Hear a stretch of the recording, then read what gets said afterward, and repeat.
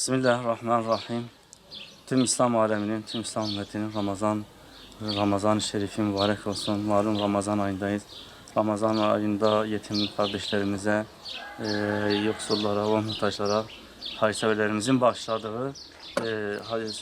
başladığı gıda kolilerini bugün Mardin Artuklu merkezde yetim kardeşlerimize, yoksullara dağıtıyoruz. Allah hayırseverlerimizden razı olsun.